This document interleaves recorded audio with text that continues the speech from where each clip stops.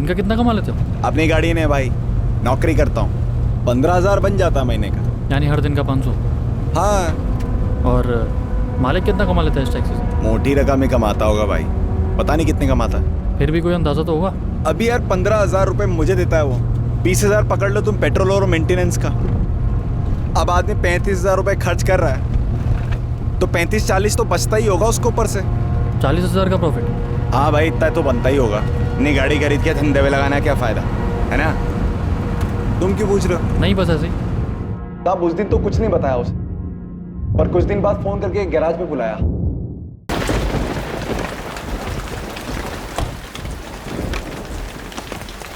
क्या हो मनीष भाई, इतना अर्जेंट क्यों बुलाया? तेरे से कि इंपॉर्टेंट काम है। एक गाड़ी को जरा चला कर दे कि इसकी हालत ठीक है या नहीं। पर क्यों, गाड़ी किसकी है? अरे यार तू सवाल बहुत करता है। ये ले चाबी, चला सब बताता हूँ बाद में।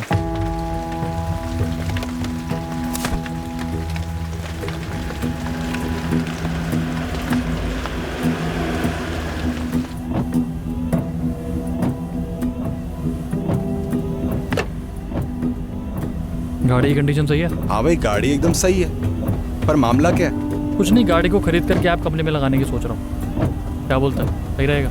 कैब? भाई कहाँ इन सब चक्करों में पड़ रहे हो आप? अरे चक्कर वक्कर कुछ नहीं है, सीधा बिजनेस है। गाड़ी ड्राइवर चलाएगा, मेरे कुछ पैसे बन जाएंगे। अब ये बता कि गाड़ी मेरी हुई तो क्या तू चलाएगा? तुझे कितने मिलते? 15? मैं 18,000 दूंगा। हाँ चलाएंगे ना भाई, बिल्कुल। सर कहाँ हम इसे शहर के बाहर ढूंढ रहे थे और ये यहाँ कनौजी नगर में खड़ी थी। हाँ, लेकिन इसके मिलने से एक और सवाल खड़ा हो गया। क्या सर? गाड़ी का नंबर प्लेट येलो है। हाँ सर, इस कार को बतौर टैक्सी यूज किया जा रहा था, क्योंकि अगर चेंज करना ही था तो पूरा नंबर प्लेट चेंज कर दे या कार का कलर चेंज कर दे ताकि टैक्सी पहचान में ना आए। लेकिन विनोद ने जो गाड़ी के पेपर्स दिखाए थे उसमें कमर्शियल यूज के बारे में कुछ नहीं लिखा था कि गाड़ी प्राइवेट। सर कहीं ऐसा तो नहीं कि गैरेज ओनर विनोद हमें घुमाने के लिए कोई कहानी बना रहा हो, ट्रांसफर सिर्फ एक बहाना हो, असल डील किसी और ही बात की हुई हो। और चलेगी ना? ऐन मौके पे धोखा तो नहीं देगी? अरे चलेगी, एकदम धाई से चलेगी। एक काम करो, आरटीओ से क्रॉस चेक करो कि गाड़ी का रजिस्ट्रेशन क्या था, और अगर सही निकले तो शहर में जितनी भी कैब कंपनीज हैं सबके साथ चेक करो कि ये गाड़ी किस कंपनी के साथ रजिस्टर्ड थी। सर आरटीओ ऑफिस से पता चला है कि गाड़ी का ट्रांसफर कमर्शियल यूज के लिए करवाया गया था, परमिट लीगल है। एक प्राइवेट कैब कंपनी है राइट कैब्स, मनीषी कार वहीं पर रजिस्टर्ड थी। मैंने सारी डिटेल्स रागिनी को दे दी।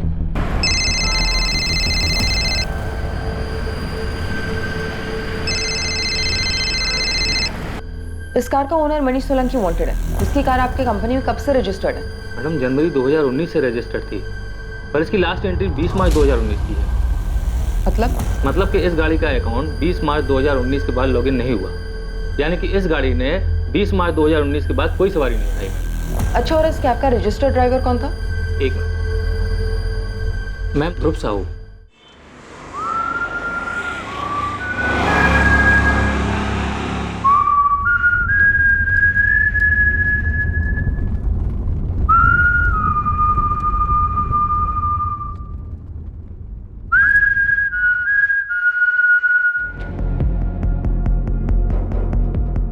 The number you have called is currently switched off. Please try again later. Thank you. Sir right cab company से पता चला है कि मनीषी कार पे ध्रुव साहू नाम का ड्राइवर चला रहा था। कैब कंपनी से ध्रुव साहू का रजिस्टर्ड मोबाइल नंबर मिला जो फिलहाल स्विच ऑफ। और इसके घर का एड्रेस? सर रागिनी गई है वहाँ टीम लेके।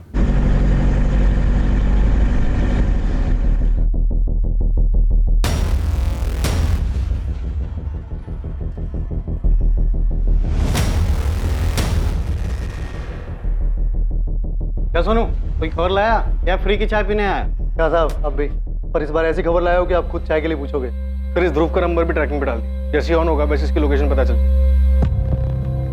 सलाम साहब, आप गर्म खबर है। मुझे डबल मर्डर की सुपारी थी ना, उसके बारे में पता चल गया। क्या पता चला, किसने उठाई थी सुपारी? अब मुझे कॉल आया था, उसने बताया कि उसे सुपारी उठाने वाले के बारे में तो नहीं, लेकिन सुपारी देने वाले के बारे में पता था। बात को घुमा मत, सीधे सीधे बोल, क्या बताया उसने? अब हम लोग सही सोच रहे थे, मामला प्यार का है। वो जो लड़का मरा ना आशाद, उसके नाम की सुपारी उठी थी, और जो लड़का गायब है मनीष, सुपारी उसने दी थी। वो आशाद को मरवाना चाहता था सर। किसने दी सुपारी? लड़की के आशिक मनीष सोलंकी ने, उसे लड़की चाहिए थी। और ये खबर देने वाला कौन? साहब नाम तो नहीं बताया उसने। सोनू, अपने नेटवर्क को और टाइट कर। किसी भी हालत में मुझे मनीष सोलंकी चाहिए। छोटी से छोटी बात को भी नजरअंदाज मत कर। नहीं, ये खबर क्यों आई हमारी? वो भी इतने खुफिया तरीके से। हाँ सर, वो भी ऐसे सोनू को फोन करके खबर देना। इस खबर पे हम ऑलरेडी इन्वेस्टिगेट कर रहे हैं। मुझे लगता है सोनू को कॉल करने वाला ये जानता होगा कि हम भी मनीष को ढूंढ रहे हैं। और हमें भी यही लगता है कि सुप्रिया और असद को मनीष ने अपनी दीवानगी की वजह से मारा। फिर खबर देने के लिए इतनी मेहनत। बात कुछ और ही है। हमें सिर्फ गुमराह किया जा रहा है, या ऑलरेडी हम किसी गलत रास्ते पर चल रहे हैं और कॉल करने वाला यही चाहता है कि हम इस रास्ते से हटे नहीं। हम बस इसी थ्योरी के इर्द गिर्द घूमते हैं। असल बात जो है वो हमारे जहन में ही ना है। अब तक ये मनीष, सुप्रिया और असद की कहानी, कहीं ऐसा तो नहीं है कि कोई और नाम भी है इस कहानी में जिसे हम नजरअंदाज कर रहे हैं, तो छूट रहा है हमसे।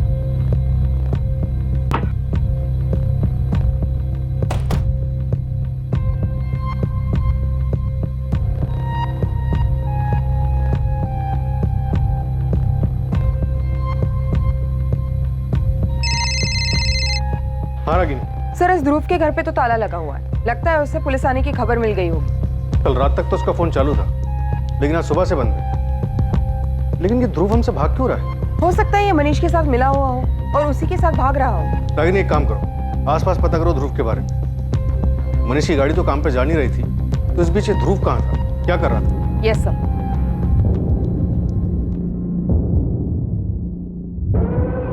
ध्रुव साहू को जानते हो, तुम्हारा पड़ोसी?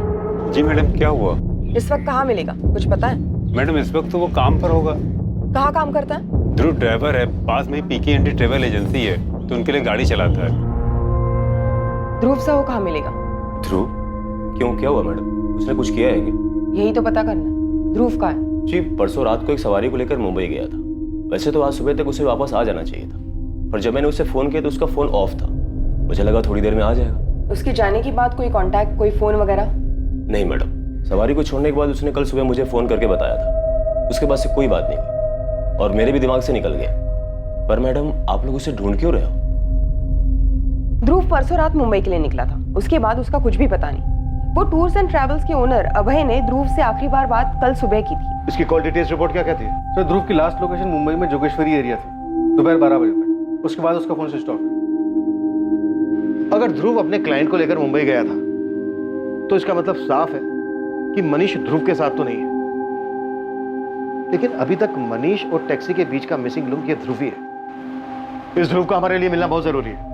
ध्रुव के घर के बाहर एक कांस्टेबल तैनात है। पीकेएनडी ट्रैवल्स की दुकान पर भी निगरानी रखी है और उसका फोन तो ट्रैकिंग पर है ही। सर, ध्रुव के वापस आते हमें पता चल जाएगा। मेरा मनीष कोई खून कर ही नहीं सकता, वो कोई गलत काम नहीं कर सकता। बेटा है वो मेरा, बहुत अच्छी तरह से जानती हूँ मैं उसे। क्या हम सच में मनीष को जानते हैं लता? हाँ? मैं उसके लिए पुलिस से लड़ता रहा, कहता रहा कि हमारा बेटा कभी कुछ गलत नहीं कर सकता, हमें विश्वास है उस पर। आज पता चल रहा है कि वो हमसे झूठ बोलता रहा। एमबीए कोचिंग के नाम पर हमसे 2 लाख रुपए लिए और उसकी गाड़ी खरीदी। एक लड़की को प्रपोज किया और उसके इनकार करने के बाद भी उसके लिए ज्वेलरी खरीदता है। और अब जबकि उस लड़की की लाश मिली है तो पुलिस कह रही है कि मनीष ने उसका मर्डर किया, उस लड़की सुप्रिया और उस लड़के असद का। तुम अब भी कहोगे कि हम मनीष को जानते हैं? बोलो लता, बोलो बोलो, हम मनीष को जानते हैं। पापा देखिए, अब आप हिम्मत मत हारिए और हम अभी किसी नतीजे पर नहीं पहुंचते। आनंद, उसे रातों रात 10 लाख रुपए चाहिए। हमने मनीष से कभी सवाल नहीं किया, लेकिन करना चाहिए था। तुमसे 1,30,000 रुपए लेकर वो फरार है और हमारे पैसों पर वो अपने जुर्म से भाग रहा है। तुम कसम खाओ लता कि अगर उसका फोन आया तो तुम छुपाओगी नहीं। उसके लिए अच्छा होगा कि वो खुद को पुलिस के हवाले करे। मैं नहीं मानती कि मेरा बेटा कोई गलत काम कर सकता है। आपको, पुलिस को, सबको गलतफहमी है। मैं कह रही हूँ कि वो किसी बड़ी मुसीबत में फंसा हुआ है।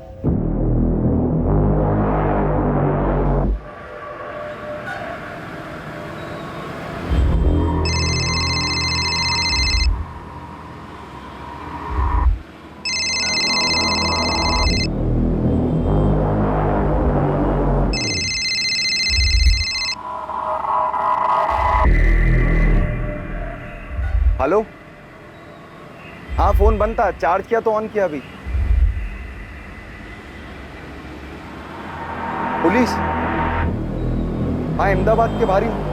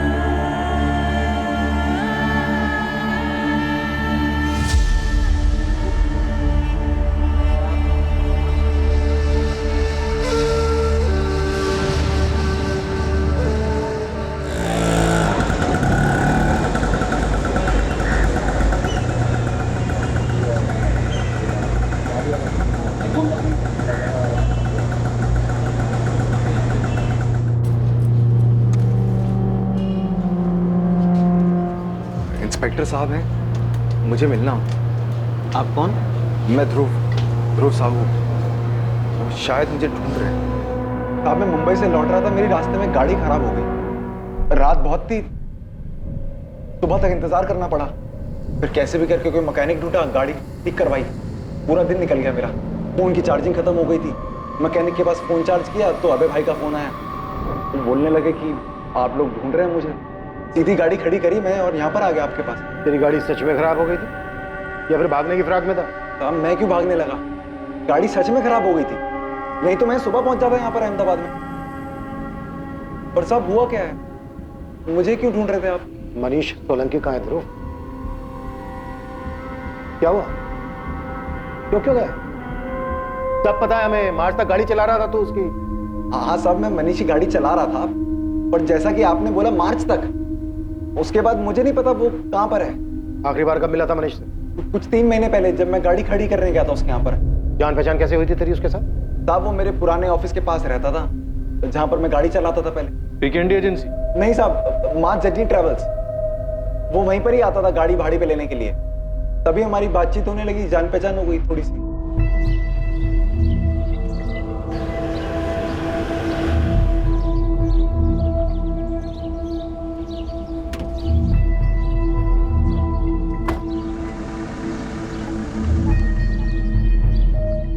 अच्छा, तो बस ऐसे ही आते जाते तेरी जान पहचान हो गई उसके साथ और उसने अपनी गाड़ी थमा दी तेरे हाथ में चलाने? सिर्फ आते जाते नहीं साहब, दरअसल मनीष टैक्सी चलाने के बारे में काफी कुछ जानना चाहता था। बस उसी चक्कर में हमारी बहुत सारी बातें होने लगी। दिन का कितना कमा लेते हो? अपनी गाड़ी ने भाई, नौकरी करता हूँ, 15,000 बन जाता महीने का। यानी हर दिन का 500? हाँ। और मालिक कितना कमा लेता है इस टैक्सी से? मोटी रकम ही कमाता होगा भाई, पता नहीं कितने कमाता है। फिर भी कोई अंदाजा तो होगा? अभी यार 15,000 रुपए मुझे देता है वो, 20,000 पकड़ लो तुम पेट्रोल और मेंटेनेंस का। अब आदमी 35,000 रुपए खर्च कर रहा है तो 35-40 तो बचता ही होगा उसको ऊपर से। 40,000 का प्रॉफिट? हाँ भाई इतना तो बनता ही होगा। नहीं गाड़ी खरीद के धंधे में लगाना क्या फायदा है ना? तुम क्यों पूछ रहे हो? नहीं बस ऐसे ही। तब उस दिन तो कुछ नहीं बताया उसे, पर कुछ दिन बाद फोन करके गैराज में बुलाया।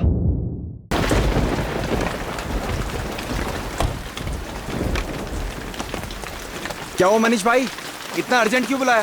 तेरे से एक इम्पोर्टेंट काम है। एक गाड़ी को जरा चला कर दे कि इसकी हालत ठीक है या नहीं। पर क्यों, गाड़ी किसकी है? अरे यार तू सवाल बहुत करता है। ये ले चाबी, चला सब बताता हूँ बाद में।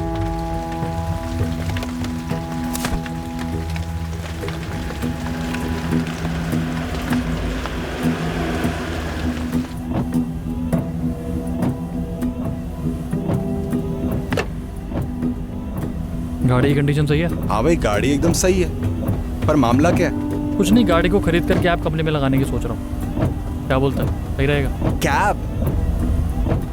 भाई कहाँ इन सब चक्करों में पड़ रहे हो आप? अरे चक्कर वक्कर कुछ नहीं है, सीधा बिजनेस है। गाड़ी ड्राइवर चलाएगा, मेरे कुछ पैसे बन जाएंगे। अब ये बता कि गाड़ी मेरी हुई तो क्या तू चलाएगा? मुझे कितने मिलते? 15? मैं 18,000 दूंगा। हाँ चलाएंगे ना भाई, बिल्कुल। साहब मनीष लड़का अच्छा था, पैसे अच्छे दे रहा था। अब मैं भला क्यों मना करने लगा? उसने गाड़ी खरीद ली, मैंने गाड़ी चलानी शुरू कर दी उसकी। मनीष लड़का अच्छा था, पैसे भी अच्छे दे रहा था, तो फिर 3 महीने पहले तूने उसकी गाड़ी चलानी बंद क्यों की? साहब मनीष को धंधे की असलियत दिखाई दे गई थी। धंधा उसे जितना आसान लग रहा था उतना था नहीं, ऊपर से गाड़ी का खर्चा अलग। इस महीने भी सिर्फ 45,000 हुआ। 18,000 तेरी सैलरी, 20,000 गाड़ी का खर्चा निकालने के बाद भी सिर्फ 7,000 बचते हैं। तूने तो कहा था 40,000 बचते हैं, और पिछले 2 महीने से ये हाल है बस। तो भाई मैंने अपने मालिक के लिए बोला था ना, वो 10 गाड़ियां उसके पास, एक खराब होती है दूसरी चलती है, एक का दूसरा पूरा कर देती है, उसका बच जाता है। तूने पहले क्यों नहीं बताया? अरे तो तुमने पूछा ही नहीं पहले, और मैंने बोला तो था मत पड़ो उन सब चक्कर में, फालतू ही सरदर्दी है। मार्च के महीने में कुछ ही दिन और चलाई होगी मैंने गाड़ी, जब एक सुबह गाड़ी साफ करते हुए मनीष आया और 20 मार्च से गाड़ी यहीं खड़ी कर देना। गाड़ी खड़ी कर देना मतलब? तुम कोई और काम ढूंढ लो। क्यों? कैब के धंधे बहुत नुकसान है। साहब जैसा उसने कहा था मैंने बिल्कुल वैसा ही किया। 20 मार्च को गाड़ी उसके घर के नीचे आके खड़ी कर दी मैंने, चाबी उसके हाथ में रख दी मैंने। अब वो कैसा है, कहां पर है, मुझे नहीं पता। पता नहीं है या फिर बताना नहीं चाहता? साहब कैसी बात कर रहे हो, मैंने सब बता तो दिया आपको। पर तूने अभी तक हमें ये नहीं बताया कि मनीष ने तेरे साथ मिलकर सुप्रिया और असद को मारने का प्लान बनाया था और उसके बाद मार डाला दोनों को। मारने का प्लान? साहब ये क्या कह रहे हैं आप? मनीष ने कुछ कर दिया क्या? 2 मर्डर करके फरार है मनीष सोलंकी, और एक तू ही है जो सबसे ज्यादा उसके साथ टच में था। तेरी बातचीत होती थी सबसे ज्यादा उसके साथ। दोस्ती यारी में आके तू भी उसके प्लान में शामिल हो गया होगा और मार दिया होगा दोनों। साहब मनीष के साथ मेरी अच्छी जान पहचान थी, ये बात सही है, लेकिन उतनी ही बात सही है 20 मार्च को उसके यहाँ पर गाड़ी खड़ी करने के बाद मैं उससे नहीं मिला, मैंने नई ट्रैवल एजेंसी ज्वाइन कर ली। आप लेजर चेक कर लो वहां जाकर, मैं और क्या बताऊं आपको।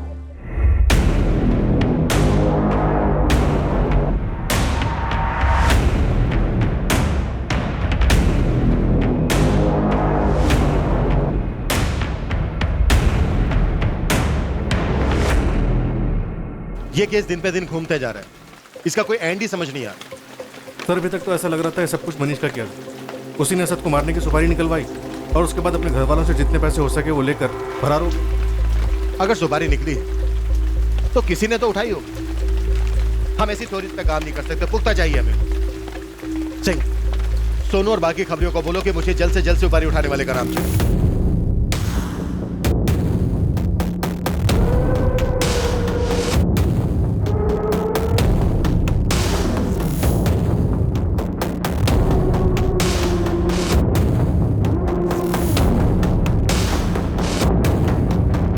बोलो किसने दी सुपारी? साहब सच में बता रहे हैं, हमें कुछ नहीं पता। नहीं मैडम, तुम में से ही किसी ने उनका काम तमाम किया और अब यहाँ के नाटक कर रहे हो। साला पता नहीं कौन उठाया सुपारी, और पुलिस है ना अपने नाक में दम करके रखे ले। जब दिल में उठा लिया और एक ही सवाल, सुपारी किसने ली, सुपारी किसने ली। अरे कुछ और भी पूछ लो। देख मजे की बात क्या है कि जिसको सुपारी लेनी थी उसने सुपारी ले भी ली, गेम भी बजा दिया, हाँ, और किसी को पता भी नहीं चल गया, सब ढूंढते रह गए।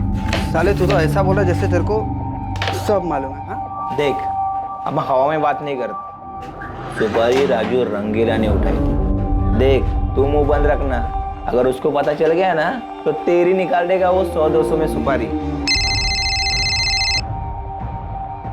हाँ सोनू बोल, नाम मिला? नाम भी मिला और पता भी। साहब लगता है इस बार अपना काम हो जाएगा। जल्दी बोल।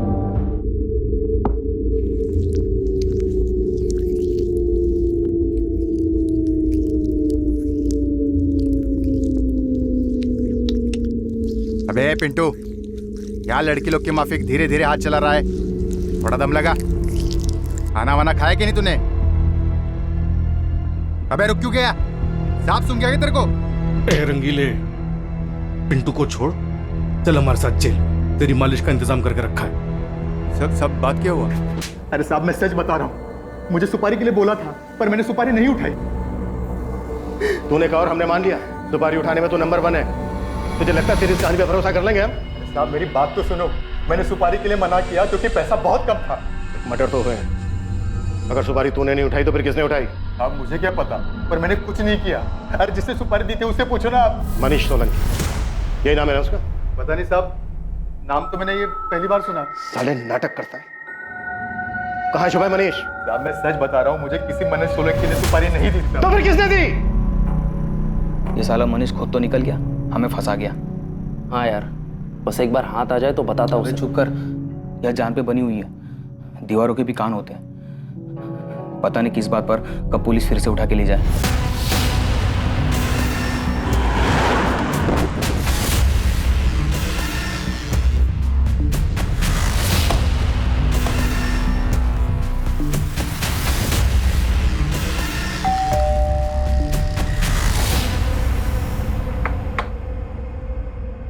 इतने दिनों से ड्रामा कर रहे थे हमारे सामने, अब बताओ अकेले किया?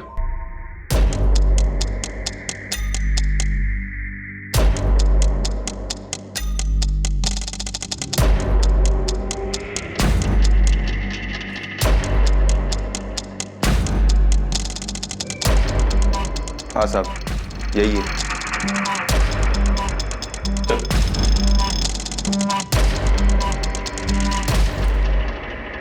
चलो बोलना शुरू कर दे।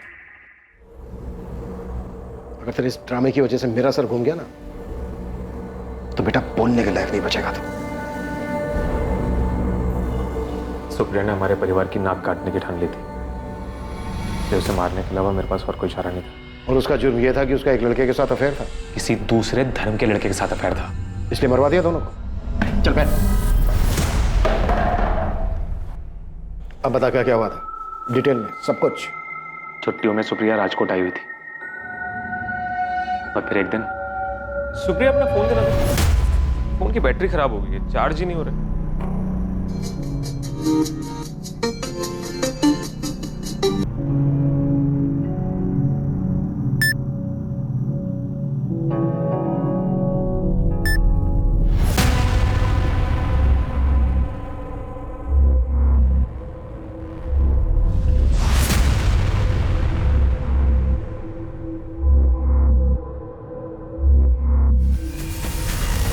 अगर मेरा बस चलता तो मैं उसी वक्त असद की जान ले लेता, लेकिन इन सब में वो अकेला नहीं था, सुप्रिया भी उसके साथ थी।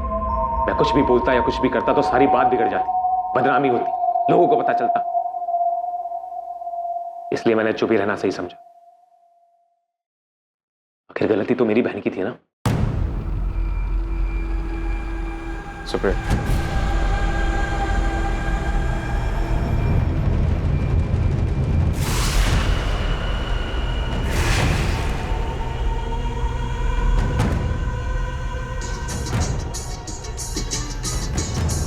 मैंने किसी को कुछ नहीं बताया, और अगले दिन काम का बहाना बना के मैं अहमदाबाद आया और असद के बारे में पता करने लगा। असद का रूटीन पता करने के बाद उसे सिर्फ मारना बाकी था। इसके लिए मुझे ऐसे आदमी की जरूरत थी जो एक काम धंधे की तरह करता हो। राजू रंगीला कैसे पहुंचा उस तक? मैं अक्सर ऊपर की कमाई करने के लिए बैटिंग किया करता था, और राजू रंगीला के जरिए मैंने अक्सर कई बार बैटिंग की। वहीं से उसे जानने लगा और उसके काम को भी। और असद को मारने के लिए मुझे राजू रंगीला से बेहतर आदमी नहीं मिल सकता था, इसलिए उसे कांटेक्ट किया।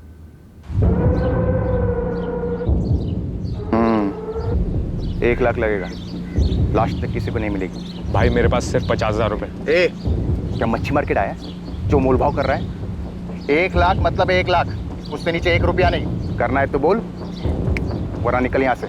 राजू को देने के लिए 1 लाख रुपए नहीं थे मेरे पास, लेकिन मैं इस काम को ज्यादा देर तक टाल भी नहीं सकता था, इसलिए मैंने खुद असद को मारने का प्लान बनाया। असद को मारने के लिए मैंने एक देसी कट्टा खरीदा। असद को मारने का प्लान तो मैंने बना लिया था, लेकिन उसे अंजाम देने के लिए सही समय मुझे नहीं मिल रहा था, और उधर सुप्रिया की छुट्टियां भी खत्म हो रही थी, और मैं दोबारा सुप्रिया को असद से मिलने नहीं दे सकता था। ये सुप्रिया जब अहमदाबाद जाने के लिए निकली तो मैं भी राजकोट से अहमदाबाद के लिए निकल गया। मैं उसकी बस के पीछे ही था। मैंने उसी दिन असद को मारने की ठान ली थी, पर कुछ और ही हुआ।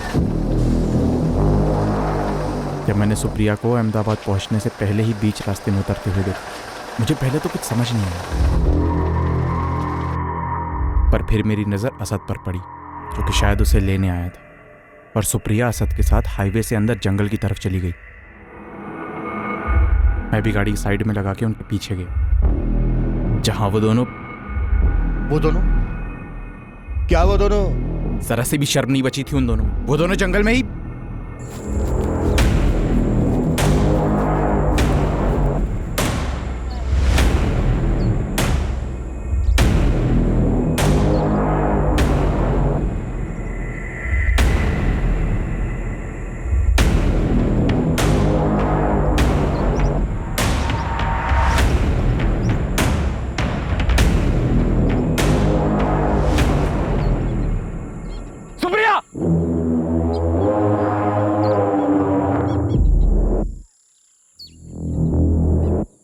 शर्म नहीं आई? अरे शर्म नहीं आई ये सब करते हुए?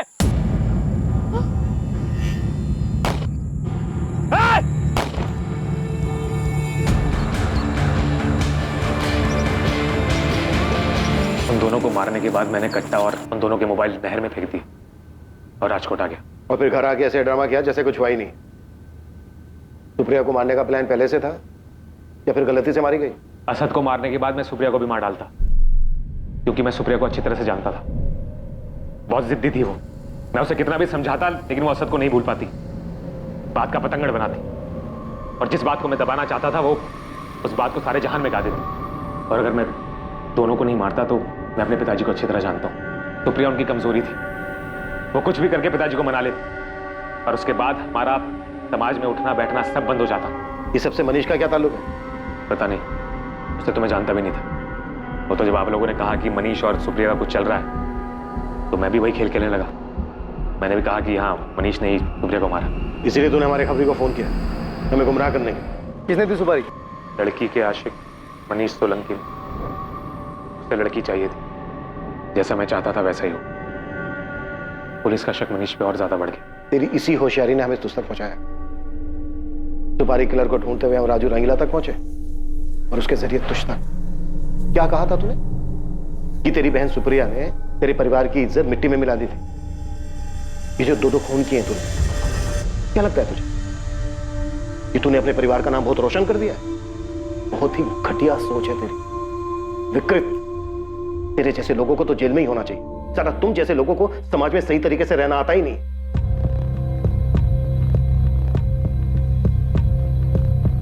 अगर मनीष का सुप्रिया और असद के मर्डर से कोई ताल्लुक नहीं है तो फिर किस चीज से भाग रहा है वो?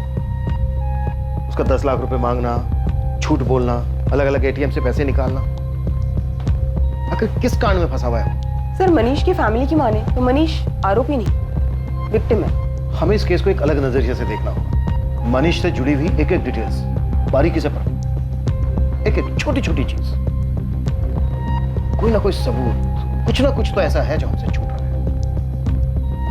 मैं कह रही थी ना आपसे, मेरा मनीष कभी किसी का खून कर ही नहीं सकता, लेकिन आप सब उसे गलत मान बैठे थे। उसे कभी क्रिमिनल, कभी खूनी, पता नहीं क्या क्या कहते थे। फिर मनीष है कहां? अभी भी वक्त है, कुछ कीजिए ना, मेरे बेटे को बचा लीजिए ना।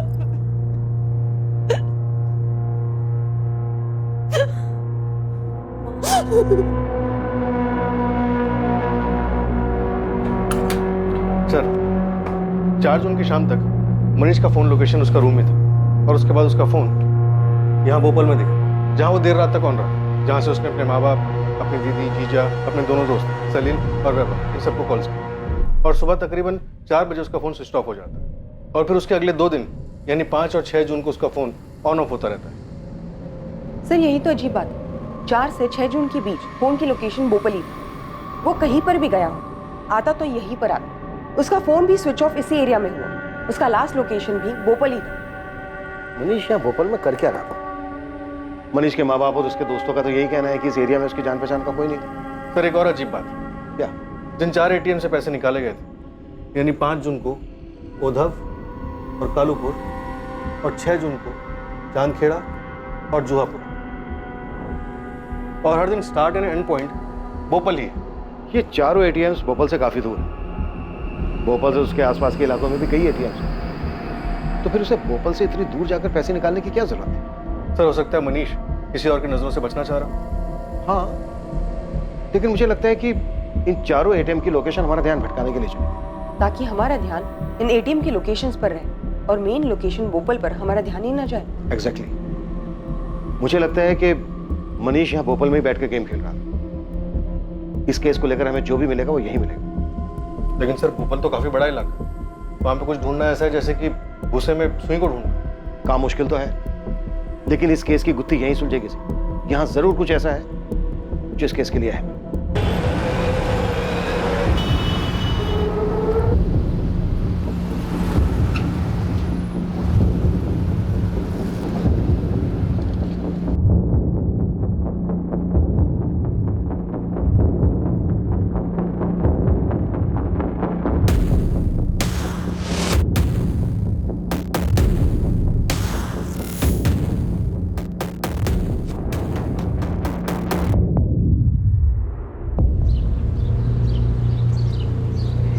चाचा एक चाय कड़क। हाँ और पानी कम। ठीक है बब्बर, ये मिला के तेरे पुराने हिसाब के 1128 रुपये हो गए। चाचा ये रखो, बाकी एडवांस में जोड़ लेना। बड़े पैसे आ गए हैं तेरे पास बब्बर। कोई लॉटरी वोटरी लगी है क्या? लॉटरी मेरी नहीं, विकास की लगी है, उसी से उधार लिया है। उस फुक्कड़ विकास की लॉटरी लगी है? कहाँ चला गया वो? पिछले 2 हफ्तों से मुंबई गया। फैक्ट्री का काम का छोड़ दिया क्या?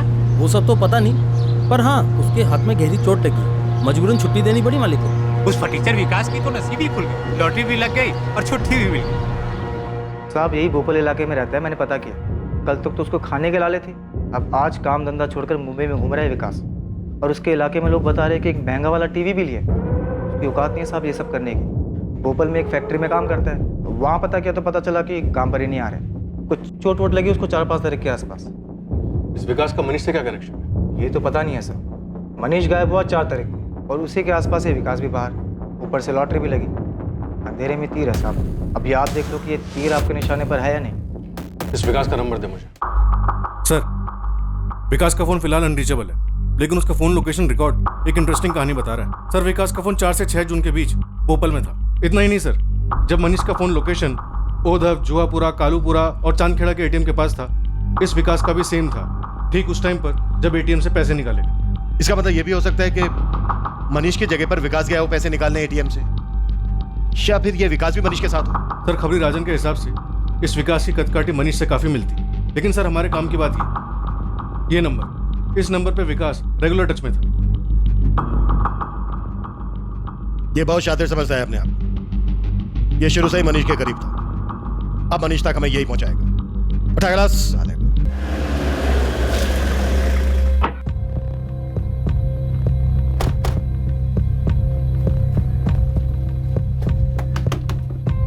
चल ध्रुव बाहर आ। चल चल चल। साहब क्या हुआ? अरे चल ना, ड्राइवर बन के बहुत घुमाया तू, अब मंजिल तक पहुंचाने का काम भी तेरा ही है। चल। देख झूठ बोलने की या कहानी बनाने की जरूरत नहीं है। ये खेल तूने और विकास ने साथ में मिलकर खेला है, ये तुम दोनों के कॉल रिकॉर्ड से पता चल गया हमें। एटीएम से पैसे विकास ने निकाले थे ये भी पता है हमें। अब तो ये पता है मनीष कहाँ है और वो छिपा हुआ क्यों है। बता रहा हूँ मैं साहब, बता रहा हूँ साहब, मैं गुजरात में पैसे कमाने आया था यूपी से। मेरे को अपनी टैक्सी खरीदनी थी, कारोबार जमाना था मेरे को यहाँ पर, और ड्राइविंग करके गुजारा हो नहीं पा रहा था। मैं बहुत ही ज्यादा परेशान हो गया था। जब मनीष से मिला और कुछ दिनों बाद उसने गाड़ी खरीद ली, मैं गाड़ी चलाने लगा। मुझे पता था साहब इसको धंधे के बारे में ज्यादा पता नहीं है, तो मैं धंधे में थोड़ा हेर फेर करने लगा। कभी गाड़ी की मरम्मत के बहाने, कभी उसका डीजल बेचकर मैं हेर फेर करने लगा पैसों का। मेरे को लगा मनीष को पता नहीं चलेगा, पर 1-2 महीने बाद उसे सब पता चल गया और फिर उसने नौकरी से निकाल दिया मेरे को। ध्रुव 20 मार्च से गाड़ी यहीं खड़ी कर देना। गाड़ी खड़ी कर देना मतलब? तुम कोई और काम ढूंढ लो। सब पैसे की बहुत जरूरत थी मेरे को, और मनीष ही दे सकता था मेरे को पैसे। मेरे को लगा इसके पास पैसे हैं, फिर मैंने उसका किडनैपिंग करके फिरौती मांगने का प्लान बनाया। मैं अकेला ना कर पाता ये काम, तो मैंने विकास को पूछा, उसको भी पैसे की जरूरत थी। कितना मांगेंगे? 10 लाख रुपए। इतने मिल जाएंगे? मिल तो जानी चाहिए, मोटी पार्टी है। तो कब करना है? जितनी जल्दी हो सके उतना जल्दी। सब मनीष ने नौकरी से जरूर निकाल दिया था मेरे को, पर आते जाते मेरी मुलाकात होती रहती थी उससे, तो किडनैप करना कोई बड़ी बात नहीं थी मेरे लिए। बस झांसा देना था कैसे भी करके। अरे चलो ना तुम भी, बर्थडे दोस्त का, पार्टी वार्टी करेंगे। तेरे दोस्त को मैं थोड़ी जानता हूँ, मैं क्या करूंगा वहां आके? अरे तो बैठोगे ना यहाँ पर, वहां चल के बैठ लेना। मैं विकास की बर्थडे पार्टी का बहाना बनाकर मनीष को भोपाल ले आया विकास के घर पर। कैसी लगी पार्टी? भाई बढ़ते में तो मजा आ गया। मेरा हो गया। अरे ले लो। बस बस।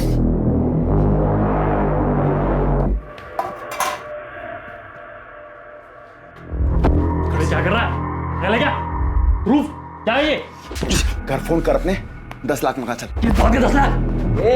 कितने हो गया तू तब आजाद होगा, तब 10 लाख रुपए हमें मिलेंगे। क्या बकवास कर रहे हो तुम लोग? बकवास नहीं कर रहा, पैसे मांग रहा हूँ। घर पे फोन कर 10 लाख मंगा और बोला किडनैपिंग हुई है। अरे पूरे का पूरा अंदर घुसेड़ दूंगा, समझा क्या? हाथ छोड़ का ले। अरे फोन कर घर पे, चल पैसे में। मनीष को काबू करने के बाद हमने मनीष के घर वालों को फोन लगवाया उससे। अर्जेंट काम है, वो 10 लाख रुपए चाहिए मुझे। मगर भिखारी निकले सबके सब, सालों के पास पैसे ही नहीं थे। उसके जीजा से कैसे भी करके 1,30,000 रुपए का जुगाड़ हो पाया, जो उसने मनीष के अकाउंट में अगले दिन डाले। और मनीष के अकाउंट में पहले से ही थे कुछ 20,000 रुपए, तो कुल मिलाकर हमारे पास कुछ 1.5 लाख रुपए बन रहा था। हमने सोचा कि जो मिल रहा ले लेते हैं उससे, नहीं तो इतनी मेहनत की है वो भी बर्बाद जाएगी। और इसकी जीजा ने पैसे भेज दी। ले सी गाड़ी की चाबी, ले ATM निकाल लेना पैसे। हाँ सुन, फोन पे ले जा, और ये हुडी पहन के जाना इसकी। वो ATM के कैमरे में शक्ल नहीं दिखनी चाहिए, इसे मुंह झुका कर पैसे निकालना। पैसे लेने के बाद मनीष का क्या किया तूने? कहाँ है वो? क्या करना है इसका? क्या करें, छोड़ देते हैं इसे? छोड़ेगा साला, सब भोग देगा पुलिस वालों को जाकर। तो कुछ तो करना पड़ेगा इसका, मैं इसे थोड़ी ना छोड़ सकते हैं पर इसे। विकास बोल रहा था इसे मार के फेंक देते हैं, उसके अलावा कोई चारा नहीं है। मुझे डर लग रहा था, पर जो होना होता है वो होकर ही रहता है। चल उठ, चलना है। कहाँ चलना है? जन्नत चलेगा?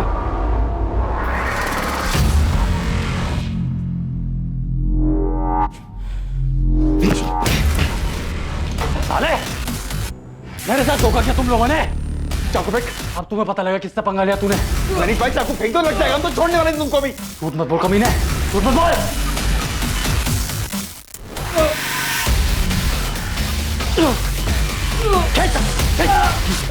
साले, ये थाली में खाया उसमें छेद किया तूने।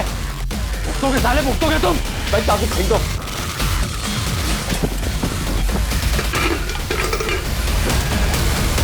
मनीष की लाश का क्या किया तूने? हमने उसकी लाश को पास के जंगल में ले जाकर दफना दिया।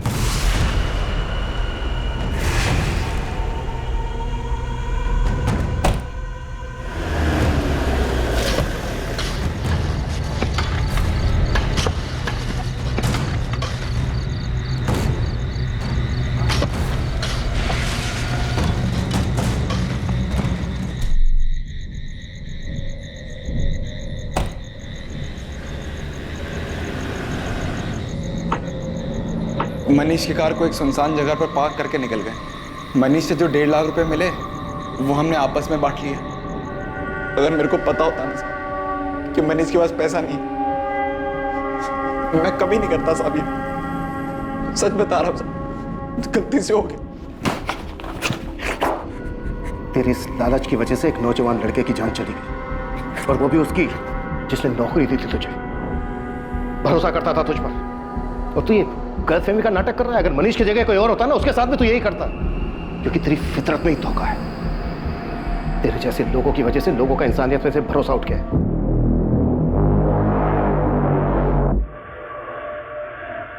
विकास के वापस लौटते ही पुलिस ने उसे भी मनीष की हत्या के जुर्म में गिरफ्तार कर लिया, और पुलिस को विकास के घर से वो सारे सबूत मिले जो मनीष की दर्दनाक हत्या को बयां कर रहे थे।